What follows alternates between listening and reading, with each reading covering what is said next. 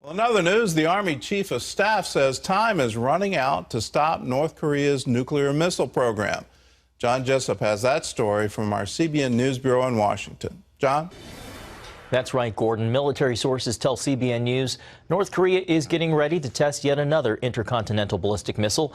And the top Army general is warning if something isn't done soon, the U.S. will have to take serious action. News now, Justin. The Pentagon confirming to CNN the U.S. has detected a ballistic missile launch out of North Korea in just the past hour. I want to go straight to Barbara Starr for the very latest information. Barbara, what can you tell us?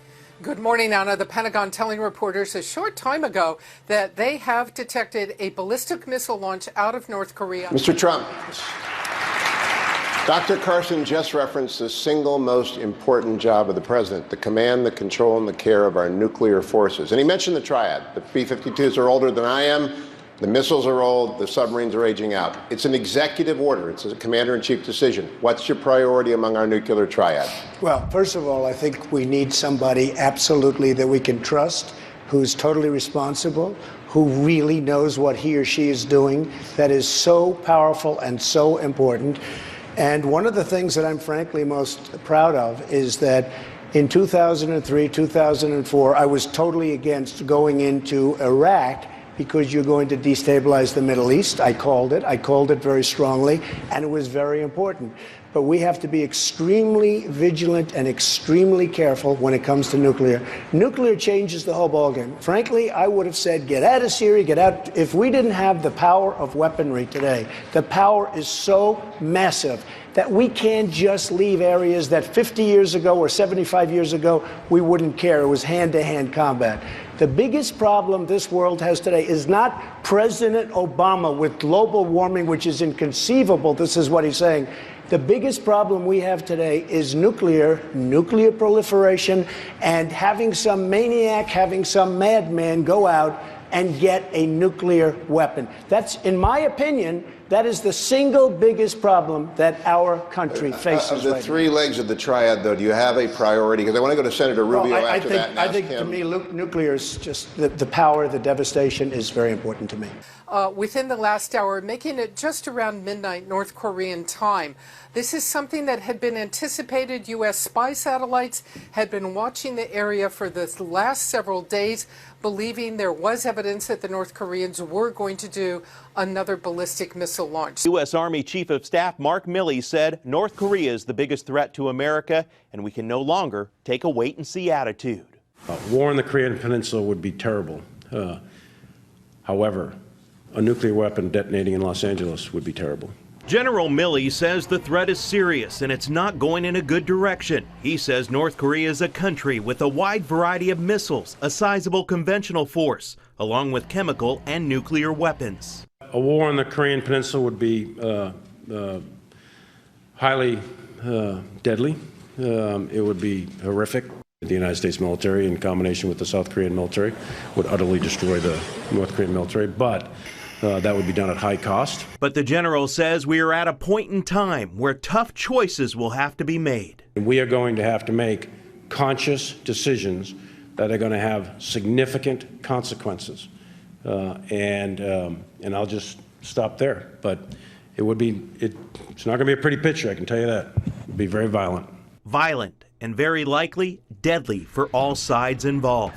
So what is happening now is U.S. intelligence is assessing every piece of information, all the imagery, all the electronic intelligence from the North Korean missile that it can quickly gather to try and determine where it went, how long it flew, what kind of missile it was. Some early indications actually out of Japan, not confirmed yet by CNN, that the North Koreans used a very typical trajectory that they fired to the east into the Sea of Japan, the East Sea, but that still has to be confirmed.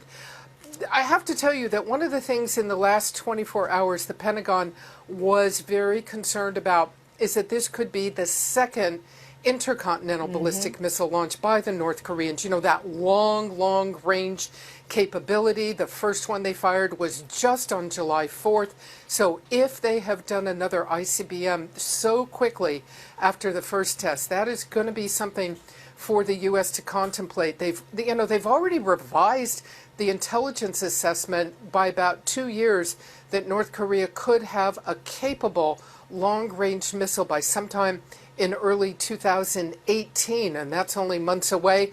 So we will see in the coming hours, probably fairly quickly, what kind of missile this was and if this really, again, changes the equation about the North Korean threat. Anna? And Barbara, remind our viewers what the U.S. response was the last time when they had that ballistic missile launch, the ICBM that you mentioned. That was on July 4th, just a few weeks ago.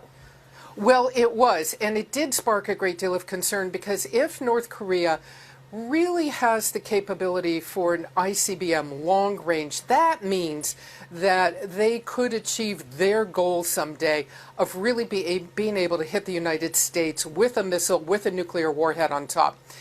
Let's be clear, the missile that they fired back on July 4th has that theoretical range and capability. Whether or not it can actually hit a target with precision at that kind of range, 5,000 miles plus away, that's a technical engineering question, but perhaps of small comfort because the North Koreans are rapidly being able to demonstrate this capability.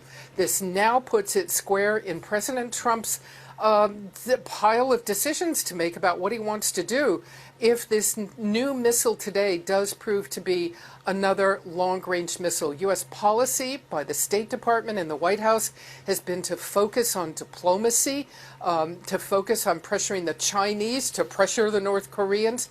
But I'd remind everybody, it was just a few days ago, the chairman of the Joint Chiefs of Staff publicly said he was always ready to take military options to the president if it came to that. And the general thinking has been, if North Korea takes steps that are considered so imminently threatening to the U.S., so imminently destabilizing to global security, that the U.S. might have to contemplate military options to deal with North Korea. They don't want to do it. Defense Secretary Mattis has been very clear.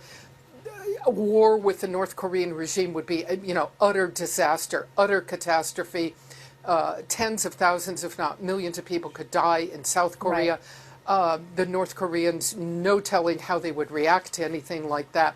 But look, and we still don't know, if this ballistic missile that was launched just within the last hour does prove to be another ICBM, long range, capable someday of hitting the U.S., it does present the President of the United States with a number of things to think about if North Korea has been able to test launch 2 of those within a month.